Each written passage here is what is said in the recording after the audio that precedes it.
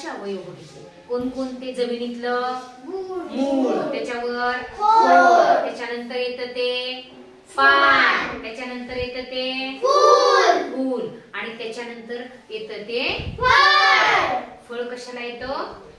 फुलाला. फळाची निर्मिती फुलापासून होते.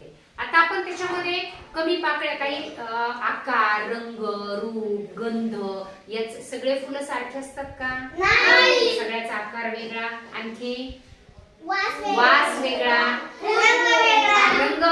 रंग वेगळा, फूल वेगळं. बरोबर आहे. बघा आता सदाफुलीला किती पाकळ्या असतात? 5 असतात. बघितल्या. गुलाबाला किती पाकळ्या असतात? अनेक पाकळ्या असतात. म्हणजे काहींना ठराविक पाकळ्या असतात. त्याचा आता गुलाब कोणकोणत्या रंगाचा असतो? लाल, पांढरा, पिवळा, आहे की नाही? वेगवेगळ्या रंगाचे असतात. मग तसंच पानं सुद्धा वेगवेगळे असतात. बघा काय असतात? पानं सुद्धा वेगवेगळे असतात. त्याचे आकार वेगवेगळे असतात. आता बघा हे कशाचं पान आहे बरं? चांदी पाठाचं पान आहे. याला कसं फुल येतं बरं? पांढऱ्या रंगाचं येतं. बघा बरोबर आहे. चांदी पाटाचे हे पान तुम्हाला लगेच लक्षात आले. बघा बरं किती छान हिरवेगार पान आहे. म्हणजे आपल्याला पानावरून वनस्पतीचं नाव पण लक्षात येतं. बघा आता हे मी दुसरं पान दाखवले तुम्हाला. सांगा बरं हे पान कशाचं आहे? पेरूचं नाहीये, सीताफळाचं पान आहे. बरोबर आहे. आधी तिने ओळखले, सीताफळाचं पान आहे. आता बघूयात आपण ही पानं कशाची येतं? आंब्याची पानं. म्हणजे हे आंबा या वृक्षाचं पान आहे. आणि आता हे पान म्हणजे तुमच्या लक्षात आलं की याचं पान कसं आहे? बघा मऊ आहे का? याला कडेने काय आहे? असं काटेरी जरा असे पान. कशाचं आहे? चिंचेचं पान आहे. बरं जास्वंदीचं पान आहे. आणखी दाखवतीये मी. चला हे पान कशाचं आहे? गोकर्णाचं पान आहे. अरे वा छान. हे पान कशाचं आहे? मधुमालतीचे. वा वा वा छान. हे पान पेरूचं पान आहे की नाही? आणि हे पान तर आपल्या सगळ्यांच्या ओळखीचं पिंपळाचं पान आहे.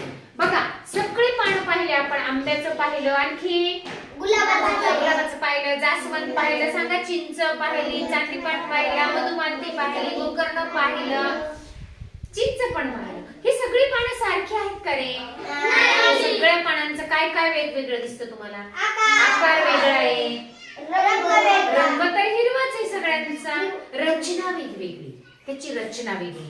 बघा आता मग ह्या पानाचे प्रकार आहेत. यावरूनच आपल्याला पानाचे प्रकार बघायचे. साधं पान. आता बघा हे एकच पान दिसते, सलग आहे की नाही? यामध्ये हे देठ आहे. या देठाला एकच पान. बघा या देठाला पण एकच पान आहे.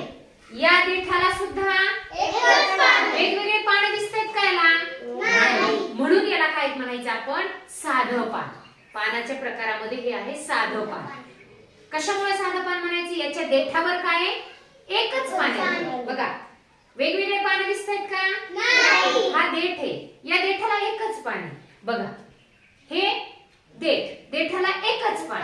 ज्या पानाला, ज्या देठावरती एकच पान आहे त्याला काय म्हणायचं? साधं पान म्हणायचं. मग आंबा, त्याच्यामध्ये उदाहरण घेऊयात ना आपण.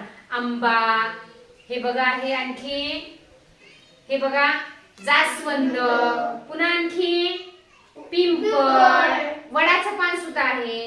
हे चांदीपाट, बरोबर आहे, लिंबू, हे सगळे साधे पान आहे. लक्षात आले? आणि आता हे सांगा बरं मला कशाचं पान आहे? चिंचाचं पान आहे. याच्या देठावर एकच पान दिसते का? नाही. अनेक पान. म्हणजे काय म्हणायचं की यामध्ये देठावर अनेक लहान लहान ह्या पर्णिका असतात. याला पर्णिका म्हणायचं. याला या देठावरती अनेक लहान लहान पर्णिका आहेत. याला म्हणायचं संयुक्त पान. काय म्हणायचं? संयुक्त पान. पाहिले की लक्षात येईल. मग आणखी कसं असेल बरं? कशाचं असणार आहे संयुक्त? शिवरी. बघा आहे की नाही? याच्या देठावर अनेक लहान लहान पर्णिका आहेत. सांगा शिवरीचं. बरोबर आहे. आणखी शेवगा असणार आहे का? असणार आहे. गुलमोहरचं पण असंच पान असतं बघा. जरा अनेक पर्णिका असतात त्याच्या का देठावरती? कडुलिंब. कडुलिंबाचं पण असतं, लांब असं पान असतं, त्याला बाजूला पर्णिका असतात. आणखी सांगा. लिंबू. कोणतं? कडुलिंब आपल्या देठावरती. हे सगळे आहेत पानाचे प्रकार. किती बघितले पानाचे प्रकार? एक आहे साधं पान आणि दुसरं आहे, सांगा, याला कोणतं पान म्हणलो आपण? संयुक्त पान. कोणतं पान? संयुक्त पान. हे आपल्याला लाजाळूचं पण एक वनस्पती असते, ती पण संयुक्त पान असते. लक्षात येईल तुम्हाला आता इथून पुढे? हो.